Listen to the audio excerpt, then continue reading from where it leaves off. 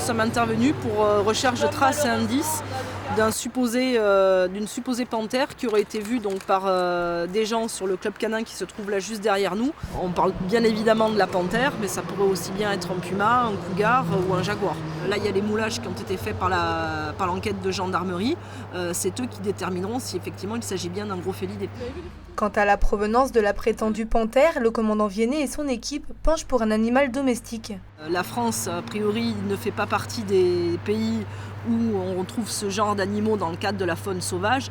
Donc l'origine la plus probable, s'il s'agissait d'un animal échappé, c'est qu'effectivement, ils proviennent de chez un particulier. Si ça s'avérait être le cas d'un animal qui se soit échappé de chez un particulier, ce sont des animaux de la faune sauvage captive qui sont complètement imprégnés à l'homme, c'est-à-dire que les gens les prennent dès l'ouverture des yeux, donc 10-15 jours, voire 25 jours, et les élèvent au biberon. Donc on ne peut pas connaître en milieu naturel comment va se retrouver un animal supposé sauvage qui a été complètement imprégné à l'homme, son comportement impossible de prévoir quoi que ce soit. Idéalement, ce serait pouvoir le mettre suffisamment à découvert pour qu'on puisse le flécher au fusil hypodermique et pouvoir endormir et récupérer l'animal.